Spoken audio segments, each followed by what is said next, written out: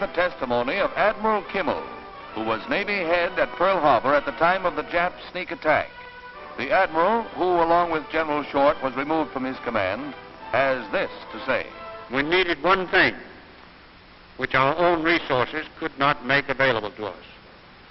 That vital need was the information available in Washington from the intercepted dispatches, which told when and where Japan would probably strike. I did not get this information. Another course of action then remained. That was to issue an order which would have directed dispositions of the fleet to guard against an attack in Hawaii. The message of June 17, 1940. Be on the alert against hostile overseas raid was such an order. It would have had the same effect in December of 1941 as it had in June of 1940. Such an order was not given.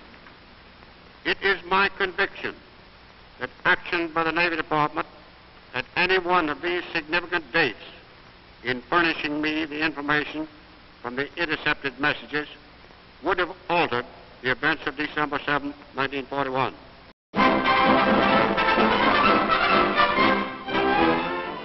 Delegates from all over the world gather in London to open the first assembly of the United Nations organization.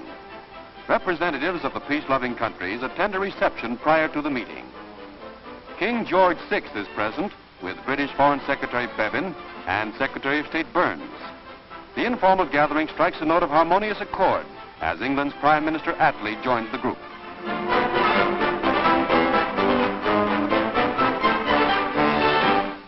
Central Hall, Westminster, is the meeting place for the 51-member nations. The Canadian delegation is confident of a strong world organization dedicated to a peaceful solution of international difficulties. Edward Stettinius confers with the Secretary of State, and Mrs. Eleanor Roosevelt greets a colleague.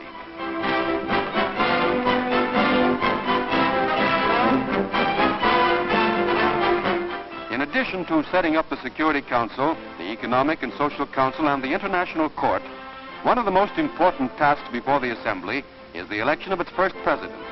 The voting is close, being divided between Paul-Henri Spaak of Belgium, backed by Britain, and Frigyv Lie of Norway, supported by Russia and the United States. Monsieur Spaak is elected by 28 votes to 23 and takes the chair. The hopes of a world sickened by the miseries of global war are centered in the policies of this group.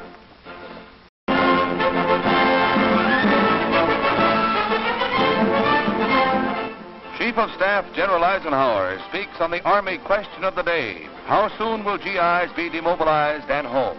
Some men who had hoped for discharge by March may have to stay in the Army for 1, 2, or perhaps 3 months longer. That is the worst that can happen. Every man who had any right to expect discharge by June 30th of this year will be home or on his way home by that date. Surely this is not an impossible price we must pay to be worthy of those who gave their lives and to justify the vast treasure which we spent to gain our victory in this dreadful war. My sole purpose, which I am sure you share, is that the Army which did so much to win the victory will be left fit to preserve it.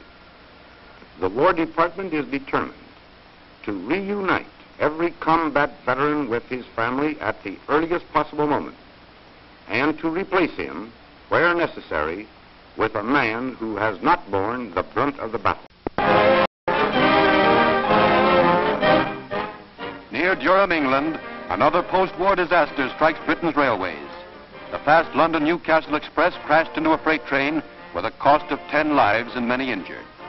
Sleeping coaches are splintered and piled 20 feet high. The death toll was considered miraculously low, considering that the crowded train carried 400 passengers.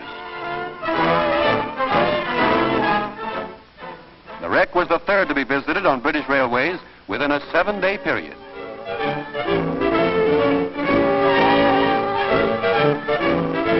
Soldiers join wrecking crews in probing the tangled wreckage. England's fine safety record suffers a grievous blow.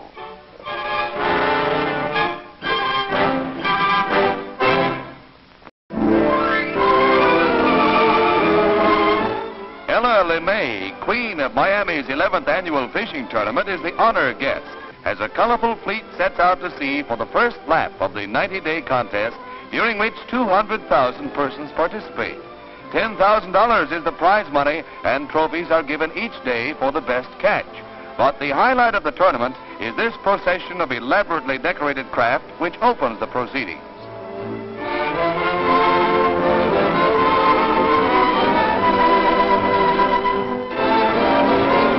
Never pity the poor fish who gets caught in company like this and amidst beauty like this.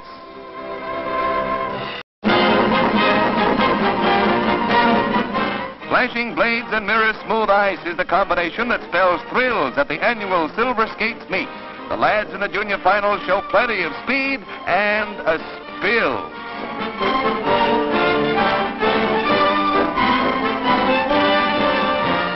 It's a nip and tuck race in the final lap, with Fred Esser holding the edge as he skims along to the finish and goes across to cop the title.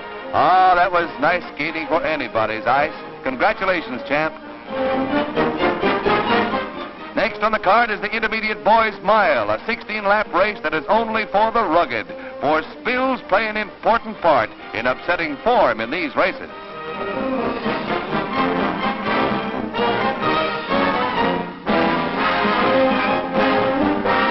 Plenty fall by the wayside, and at the halfway mark, the field is thinned out. The pace quickens as they jockey for positions, and if it spills you crave, just watch this. This race is closer than any tonight, with Ray Harrington holding his edge by a whisker. He gets across the finish line a half a stride in front and receives a coveted scroll from General Walter Smith. He has his crown on ice.